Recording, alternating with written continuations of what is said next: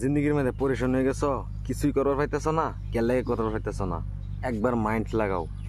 নম্বর one, তুমি কার লগে চলতেছ? তুমি যার লগে চলো হ্যাঁ কি করে, হ্যার ক্যারেক্টার কিরুম, হ্যাঁ কয়টি হ্যাঁ কামা, হ্যার লেবাস কিরুম, ক্যারেক্টার কিমুন, এটি বেহার আগে মাইন্ড করো।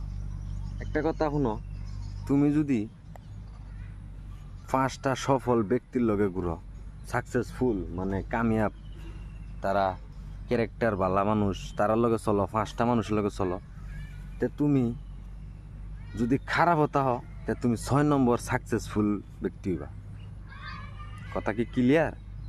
2 নম্বর কথা হইল, তুমি যদি আনসাকসেসফুল মানে ক্যারেক্টারলেস মানুষ 5টা মানুষের লগে চলো, তো তুমি যদিও সিম্পল ভালা মানুষ আছো, তো তুমি হইবা 6 নম্বর ক্যারেক্টারলেস মানুষ। ধরে লো উদাহরণস্বরূপে তুমি 5টা ভিখারি লগে ঘুরলে, তুমি হইলে 6 নম্বর ভিখারি। আর যদি তুমি 5টা সাকসেসফুল মানুষের লগেও ঘুরো, তাহলে 6 নম্বর সাকসেসফুল মানুষ তুমি হইলে। তো কথা কি বুঝাইছে? তো কিরম মানুষের লগে চললে তুমি ভাল লাগবো, আল্লাহ তুমি নিজে চিন্তা করো। তুমি যার লগে চলবা হ্যাঁ যদি 20,000 টাকা কামা, তুমিও 20,000 টাকা কামানোর স্বপ্নই দেখবা।